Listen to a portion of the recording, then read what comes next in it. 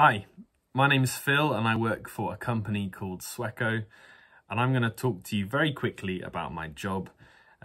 We design wind farms, onshore wind farms, so not the ones that you would see out at sea, but the ones here on land.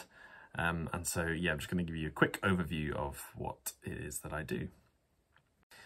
So what is involved in designing wind farms? Well, some other engineers will have selected a particularly windy spot for a wind farm, and from that point on we get involved and start looking at how we're actually going to build it. These places are usually on the sides or on the top of hills, so quite tricky to get everything that we need right up there.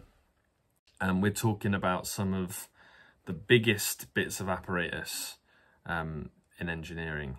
So wind turbines themselves, the blades can be up to 80 meters long, which is longer than the wingspan of a jumbo jet. And we're trying to get these things right up this hill. So they come on really, really long lorries, and they need to have the perfect route and road designed for them so that they can actually get up the sides of these hills. So that's part of what we do, is designing the tracks to get everything up to the top of the hill. Once everything is there, we need to make sure these wind turbines aren't going to fall down. So we build and design these huge steel and concrete foundations that get buried into the ground, so that these wind turbines can stay up, hopefully, and generate some energy for us. Now, it's no good if these turbines are generating all this energy if we can't actually take it to where we need it.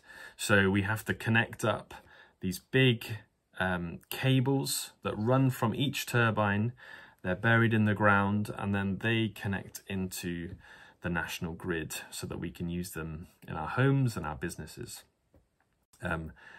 So that was building some tracks and some roads. It was designing and building these huge foundations to keep the turbines up, and then connecting those in with these cables into the national grid so that we can use them. That's a very, very quick overview of what my team does. And some of the things that I enjoy